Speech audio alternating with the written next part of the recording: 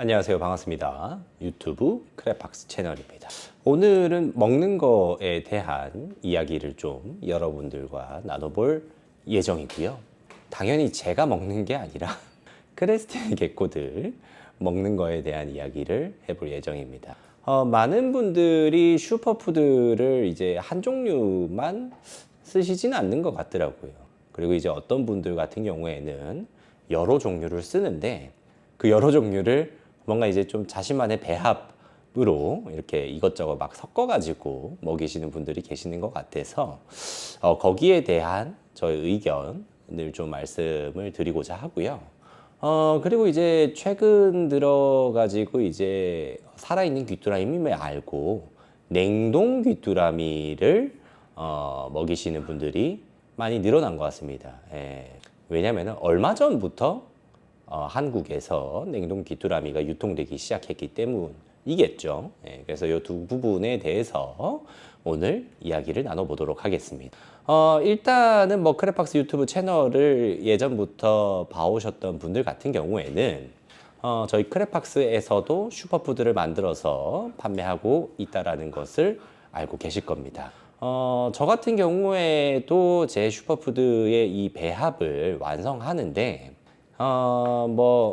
총 기간을 따지기는 어렵지만 그래도 이제 뭐 한 3년에서 한 5년 정도 걸렸다.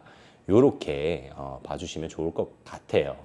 근데 이제 그렇게 디테일하게 하나하나 따져가면서 우리가 이제 배합을 만들 때 어떤 성분을 1%더 넣냐, 1%덜 넣냐, 요거 가지고도 사료 배합을 짤 때 굉장히 많은 고민을 합니다. 예. 실제로 어떤 성분 같은 경우에는 0.5%만 더 들어가도 확실히 크레스티드 게코에게서 다른 반응이 나오기 때문에 이 배합을 하는 것이 굉장히 좀 쉽지 않은 일입니다. 예. 배합을 그러니까 레시피를 만드는 일이 굉장히 쉽지 않은 일이다라고 말씀을 좀 드리고 싶고요. 그래서 이제 레시피가 어쨌든 최종적으로 완성이 되면 우리가 이제 뭐 임상이라고 표현하는 어떤 테스트를 진행하게 되죠. 크랩박스 올인원 같은 경우에는 이제 테스트를 진행을 할 때 약 한 10,000마리 이상은 먹였던 것 같아요. 예, 그 배합으로. 그래서 이런 과정을 통해서 나오는 게 사료라고 하는 건데, 여기에다가 이제 뭘 더 많이 섞거나 아니면 이제 다른 사료 몇, 제사료 몇, 요렇게 이제 섞게 되면 애초에 이제 제조사가 의도했던 어떤 효과 혹은 결과값과는 많이 멀어질 수밖에 없겠죠. 예. 근데 이제 단순히 멀어진다라고 표현하기도 좀 어려운 게 전 개인적으로 좀 위험하다라는 생각도 듭니다. 장기적으로 그렇게 이제 섞어서 먹였을 때 분명히 이제 좋지 않은 결과가 나올 것이라는 생각은 하고 있어요. 뭐 예를 들어 가지고 크랩박스 올인원에는 굉장히 이제 많은 곤충 단백질과 충분한 어떤 영양 성분이 들어가 있습니다. 예. 그 이상으로 곤충을 넣는다면 아마 기호도가 훨씬 더 좋아지겠죠. 그렇지만 제가 이제 딱 그 정도 선만 넣은 이유는 더 넣었을 때 문제가 될 수 있기 때문이라고 제가 판단을 했기 때문입니다. 근데 이제 크랩박스 올인원에다가 이제 뭐 귀뚜라미 분말을 추가적으로 섞어서 뭐 두세 번, 뭐 한두 달 뭐 이렇게 먹이는 거는 상관없고, 그리고 뭐 성장기 때야 뭐 가끔 뭐 그렇게 먹이는 것도 뭐 큰 문제는 없는데, 그런 배합으로 이제 뭐 6개월 이상, 1년 이상, 2년 이상 이렇게 먹이게 됐을 때는 분명 크레스티드 게코 신체에 부담이 갈 수밖에 없다라고 저는 생각을 하고 있습니다. 그리고 이제 크랩박스 올인원 같은 경우에는 어떤 소화 효소도 들어가 있고, 그리고 이제 유산균 같은 경우에도 일부 첨가가 되어 있는데, 효소를 또 추가적으로 또 그런 제품을 뭐 직구를 해가지고 또 같이 먹이시는 분들 계시는 것 같더라고요. 예, 근데 그거는 제가 좀 확실하게 말씀드리고 싶은 게 굉장히 좀 위험한 어떤 판단이다 라고 말씀을 좀 드리고 싶고요. 예, 왜냐면은 이 효소 같은 경우에는 굉장히 적은 양으로도 결과값이 많이 차이 나는 것을 제가 이제 테스트할 때 보았기 때문에 절대로 효소 종류는 추가적으로 더 넣는 것은 권해드리고 싶지 않고, 특히나 뭐 유산균 같은 것도 추가적으로 넣는 거를 권하고 싶지는 않습니다. 근데 이제 뭐 저희 슈퍼푸드 말고 뭐 다른 회사의 슈퍼푸드 같은 경우에는 뒤에 배합비를 보았을 때 대부분의 성분이 비슷합니다. 예, 근데 이제 몇 가지 들어가는 뭐 과일 종류만 바뀌기 때문에 우리가 이제 베이스는 똑같고 어떤 이제 특정 성분만 뭐 바뀌었기 때문에 여러 맛으로 출시를 한 거를 뭐 섞어서 먹인다고 해가지고 사실 뭐 크게 차이가 날 것 같지는 않아요. 예. 근데 뭐 유튜브나 뭐 가끔 인스타그램 보면 약 한 4가지, 5가지 회사의 슈퍼푸드를 마치 비밀 레시피인 것처럼 이렇게 섞어가지고, 예, 뭐 흑백 요리사도 아니고 뭐 이렇게 만들어가지고 셰프도 아니고 이렇게 좀 먹이시는 분들이 있는데, 그건 이제 굉장히 좀 위험한 발상이다 라고 좀 말씀을 드리고 싶습니다. 예, 개인적으로. 그리고 이제 뭐 칼슘, 영양제 이런 것도 웬만하면 이제 제조사에서 이제 권장하는 양이 있어요. 예, 그리고 이제 권장하는 양을 꼭 준수해 주시는 것을 좀 권해드리고요. 예, 혹시라도 이제 문제가 생겼을 때 제조사에다가 이제 따지려면 권장하는 양을 먹였다라고 하고 따져야지, 권장하지 않는 양을 먹이고 따지는 건 또 문제가 되는 거잖아요. 예, 그건 뭐 따질 수도 없는 거고. 예, 그렇기 때문에 그런 것들을 좀 지켜주셨으면 좋겠는데, 가끔 동물 키우시는 분들 보면은 이제 굉장히 뭔가 나만의 사육 방법, 나만의 레시피, 이런 거에 좀 집착을 하시는 분들이 계시지 않나. 그리고 어떤 우리가 키우는 이 크레스티드 게코를 대상으로 마치 사육자의 입장에서 접근하는 게 아니라 내가 마치 연구자가 된 듯이 접근을 해서 이런저런 실험 비슷한 걸 하시는 분들이 있는데, 그런 것들은 좀 권해드리고 싶지 않고 그것도 위험한 발상이다라는 말씀을 좀 드리고 싶습니다. 그리고 이제 살아있는 귀뚜라미와 냉동 귀뚜라미의 어떤 차이에 대해서 말씀을 드리면, 우리가 이제 뭐 라이브라고 표현을 합니다. 예. 뱀 같은 경우에도 이제 살아있는 쥐를 먹이는 경우가 있고, 냉동된 쥐를 먹이는 경우가 있는데, 실제로 이제 뭐 여러 브리더들을 만나보면 어떤 브리더들은 이제 라이브를 선호하는 경우도 있고, 어떤 브리더들은 이제 냉동을 선호하는 경우도 있고, 브리더들마다 차이가 있습니다. 그리고 실제로 뭐 연구된 어떤 데이터들을 봤을 때 이걸 뭐 냉동을 한다고 해가지고 특별히 뭐 영양소의 변화가 뭐 유의미하게 있는 것 같지는 않습니다. 예, 제가 생각하기엔 그렇고, 물론 이제 뭐 제가 뭐 영양사는 아니지만 그런 이제 연구 자료들을 우리가 충분히 확인할 수 있고, 근데 이제 냉동의 장점은 확실하죠.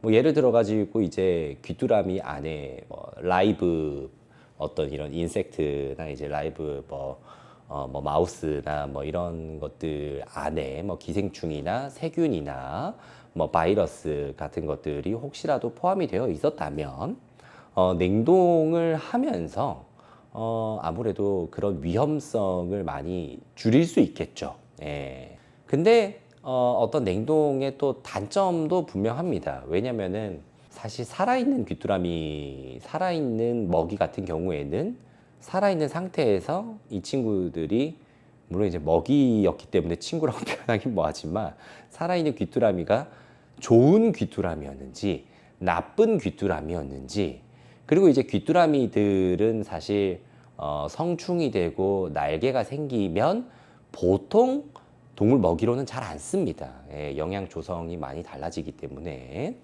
그래서 이제 성충 같은 경우에는 뭐 암컷이면 알을 낳고 난 귀뚜라미는 보통 파충류 먹이로 쓰진 않아요. 실제로 파충류들한테 급여를 했을 때 안 먹어요, 얘네들이. 그걸 또 아는 것 같아.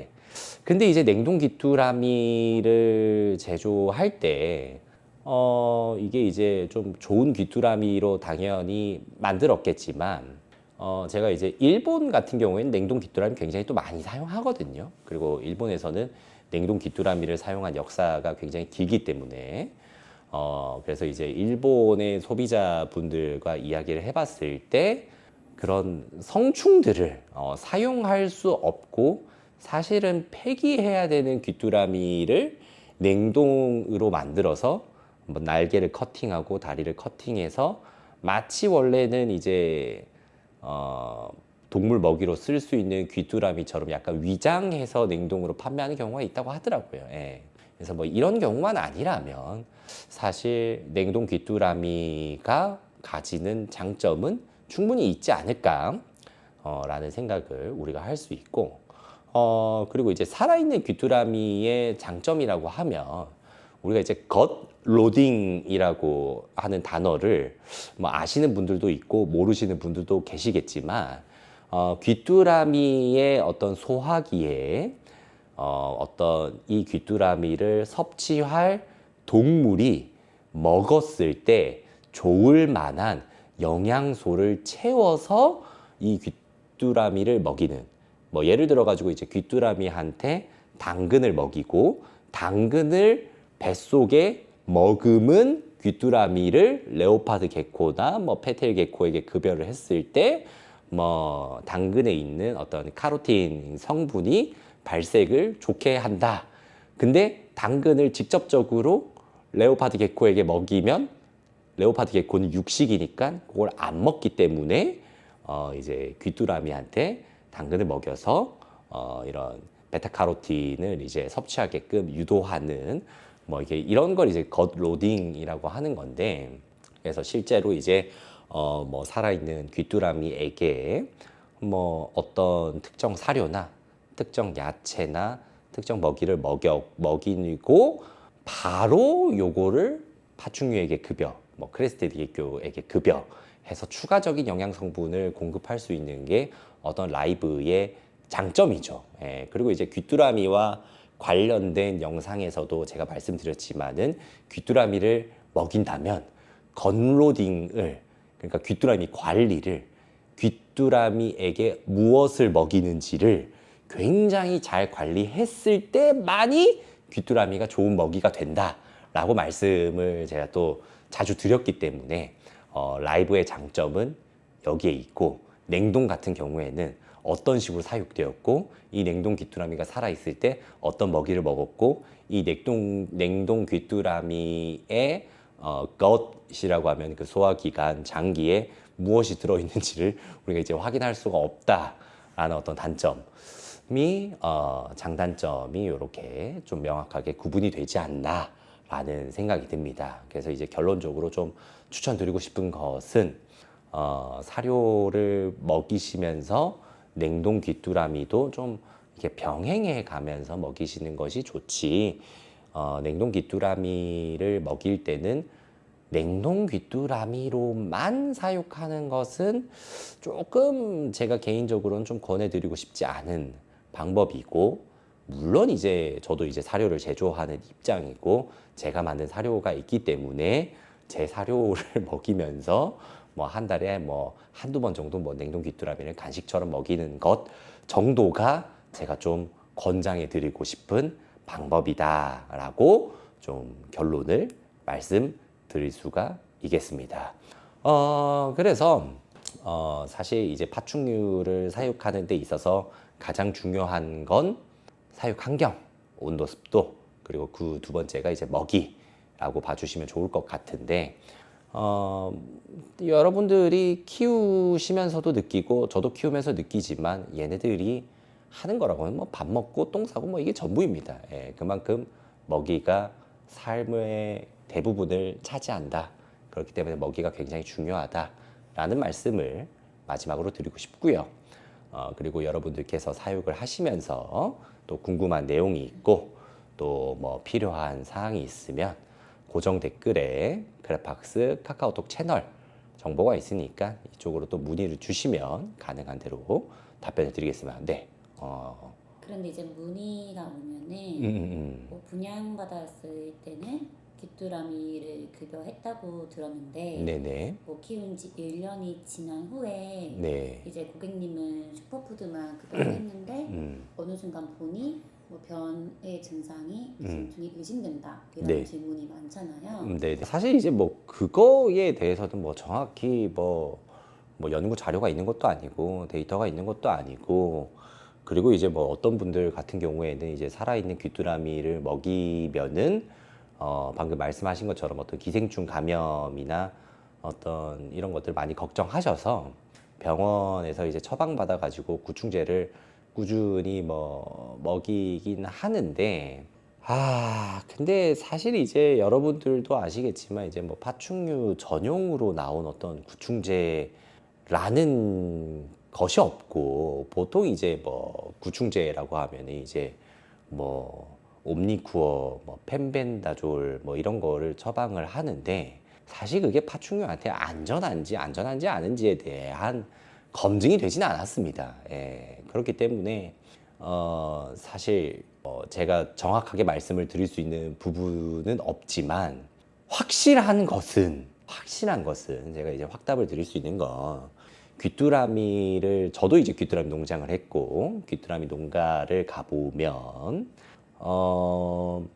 귀뚜라미에게 야채를 어쨌든 줍니다. 예, 야채와 사료를 같이 주는데, 보통 이런 야채들이 깨끗하게 세척이 되지 않고, 실제로 이제 뭐 농가에서 손질하고 남은 야채들을 먹이다 보면은 이제 거기에 뭐 흙이 묻어 있을 수도 있고, 그렇다 보니까 살아있는 귀뚜라미를 통해서 기생충이 감염될 가능성은 확실히 있다.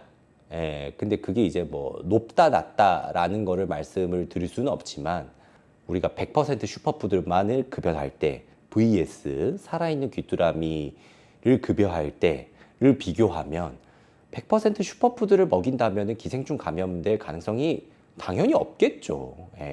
슈퍼푸드 안에 뭐 기생충 알이 있을 수는 없는 것이고 버틸 수 있는 것도 아니고, 하지만 살아있는 먹이를 먹인다라면은 당연히 기생충 감염의 가능성이 있을 수밖에 없다. 뭐 요 정도만 제가 말씀을 드릴 수 있을 것 같고, 혹시라도 이제 뭐 변을 봤는데, 이제 사실 그 기생충이 뭐 뱃속에 굉장히 좀 많을 때 싸는 변의 어떤 형태가 있는 것 같아요, 제가 봐서는. 그래서 설사를 하는데 사진을 보여주세요 라고 제가 한번 물어보거든요, 손님들한테. 그러면 당연히 제가 이제 수의사님은 아니기 때문에 제가 진단을 내릴 수는 없지만 병원을 소개시켜 드리고, 그리고 이제 저희 크레팍스 같은 경우에는 서울 가락동에 있는 리틀버드 서울과 이제 업무 협약이 되어 있다 보니까,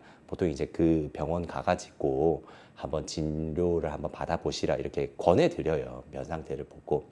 근데 이제 이런 데이터나 제 경험으로 봤을 때 그런 변을 보는 분들에게 물어보죠, 저도. 뭐 먹이냐고. 그럼 대부분 1년 이상 뭐 살아있는 귀뚜라미를 먹였던 적이 있고, 먹었던 적이 있고, 뭐 이전에 먹었다더라 이런 답변을 받는 걸로 봐서는 분명히 이제 살아있는 귀뚜라미가 어떤 기생충 감염의 매개가 될 가능성은 충분히 있다 라는 것 정도만 제가 확실하게 말씀드릴 수 있지 않을까.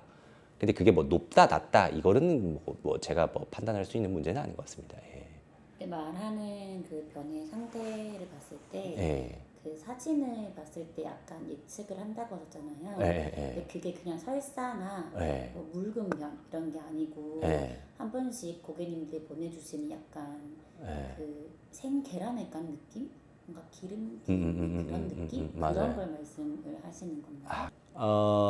이거는 사실 사진을 보여드리면 제일 좋은데, 아시겠지만 제가 이제 수의사는 아니고 저는 이제 브리더고 단순히 이제 저의 어떤 경험에 대한 어떤 의견이기 때문에 이런 변을 보는 것은 기생충 감염이다라고 제가 말씀을 드릴 수는 없어요. 다만 이제 제가 말씀을 드릴 수 있는 부분은 건강한 변이라는 건 여러분들도 어떻게 생긴 건지는 알 거예요. 뭐 아시죠? 이렇게 동그랗게 이렇게 나오고 요산 색깔도 하얗게 나오고 요게 이제 건강한 변인데 그렇게 보지 않고 막 풀어 헤쳐지듯이 그리고 이 변의 어떤 요산이 뭔가 굉장히 점성이 있게 나온다 하면은 그게 이제 뭐 기생충이다 이게 아니라 정상적인 변은 아니다 라고 제가 당연히 말씀을 드릴 수 있죠.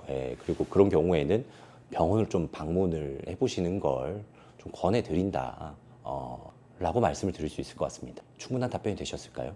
보통 이제 귀뚜라미를 장기 급여하시는 저희 고객님들도 네. 이미 귀뚜라미에 대한 단점은 알고 있지만 뭐 먹이 반응이나 너무 안 먹다 보니까 어쩔 수 없이 먹인다라는 걱정을 하시면서 계속 급여를 하시는 분들이 있는데 병원에 가면은 뭐 엑스레이를 찍으면 감염을 알 수 있는지 물어보시는 분들이 많잖아요. 힘들어요. 솔직히 야 이것도 뭐 질문을 하시니까 제가 뭐 답변을 드리는 건데 감히 제가 이제 뭐 수의사님들의 어떤 능력을 판단할 수 있는 레벨은 아니라고 생각합니다. 왜냐하면 저는 이제 동물을 키우는 사람이니까.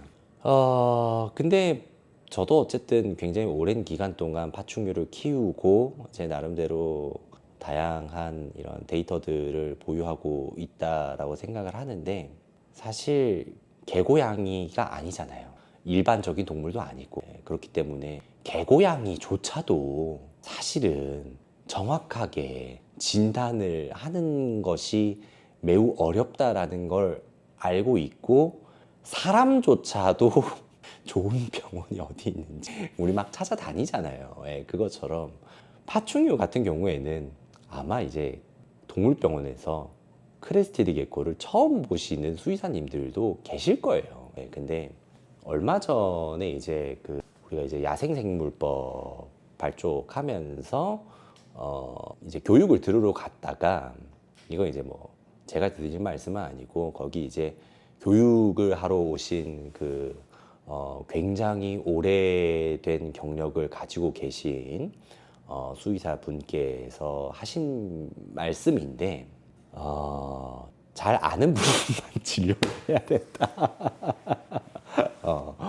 확실한 것은 우리가 이제 반려동물로 법적으로 분류가 돼 있는 뭐 개고양이나 이런 부분하고 앞으로 우리가 이제 야생동물이라고 부르기에는 조금 애매하지만 이런 파충류나 어떤 특수한 이런 동물들하고는 좀 구분할 필요가 있다. 그리고 저희 이제 MOU가 되어 있는 협력병원 리틀버드 서울 같은 경우에는 강아지, 고양이를 진료를 보지 않습니다.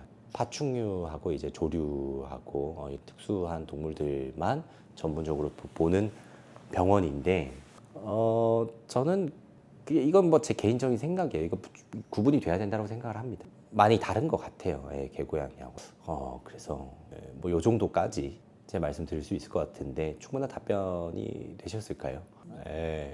뭐 마지막으로 그렇게 또 질문을 하시니까 드리고 싶은 말씀은 전 동물 키우는 사람입니다. 동물 키우는 사람이고 동물 너무너무 건강하게 키우고 싶은 사람이고 너무너무 이 동물들이 좀 여러분들과 함께하면서 오래오래 살았으면 하는 사람입니다.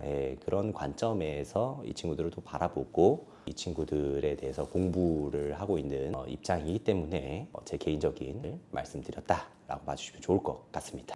오늘의 영상 뭐 여기까지 마무리할까요? 그러면은 네. 크레팍스는 언제나 여러분들과 함께합니다. 감사합니다.